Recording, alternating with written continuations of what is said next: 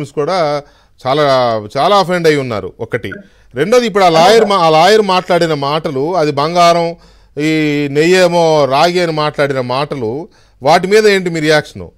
Direct point please. ఏం లేదు sir, ఇప్పుడు వాళ్ళకి దిక్కు తోచట్లేదు.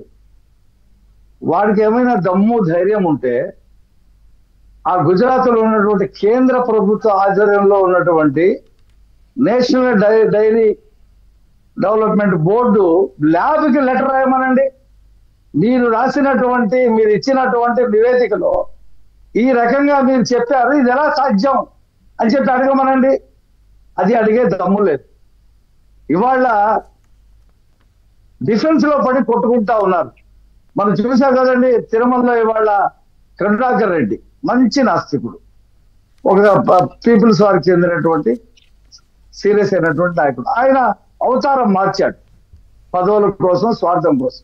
ఆయన వాళ్ళు చేసిన హంగామా చూస్తే ఎవరు కూడా అసలు తట్టుకోలేరు అనమాట. అంత హంగామా చేసేసారు.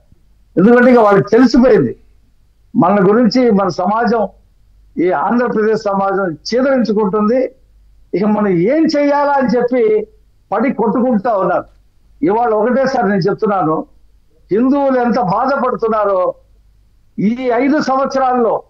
ఎప్పుడైతే నందిని నెయ్యిని పక్కన పెట్టి లో కాస్ట్ ఉన్నటువంటి ఈ నెయ్యి తీసుకొచ్చి లడ్డు తయారు చేసి నాసిరకం చేశారో అప్పటి నుంచే ఈ కల్తీ ఉందండి. దాంట్లో ముస్లింస్ చేత పంది కొవ్వును తినిపించినటువంటి ఘనత జగన్మోహన్ రెడ్డికి, ఆయన గ్యాంగ్కి దక్కింది సార్.